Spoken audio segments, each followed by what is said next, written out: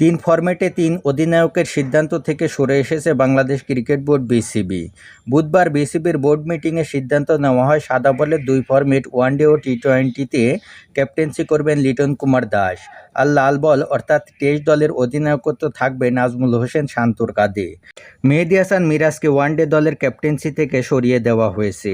তার অধীনে 24 ম্যাচে 10টিতে জয় পেয়েছিল বাংলাদেশ, কিন্তু অ্যাওয়ে ম্যাচে ব্যর্থতা সহ ব্যক্তিগত অফ ফর্মের কারণে ক্যাপ্টেন্সির পদ থেকে তাকে সরিয়ে লিটন কুমার দাসকে দায়িত্ব দিয়েছে বাংলাদেশ ক্রিকেট বোর্ড বিসিবি।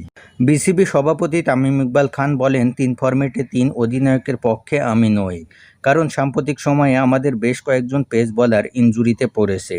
যখন তিন ফরম্যাটে তিন অধিনায়ক থাকবে, প্রতিটি ক্যাপ্টেন চাইবে সেরা বোলারদের খেলাতে।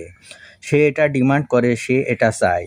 জিম্বাবুয়ে সিরিজ শেষে কোচিং প্যানেল ও খেলোয়াড়দের সঙ্গে আমার বোর্ড মিটিং হয়েছে। তাদের আমি একটি বার্তা দিয়েছি যে আমাদের অন্তত 6 মাসের একটি পরিকল্পনা থাকা উচিত। আমাদের টিম আজ থেকে 6 মাস পর কোন জায়গায় থাকবে এমন একটি প্ল্যান তৈরি করে বোর্ডকে দিন। যে প্ল্যান টিম তৈরি করবে ওই প্ল্যানে ক্রিকেট বোর্ডকেও বিশ্বাস রাখতে হবে।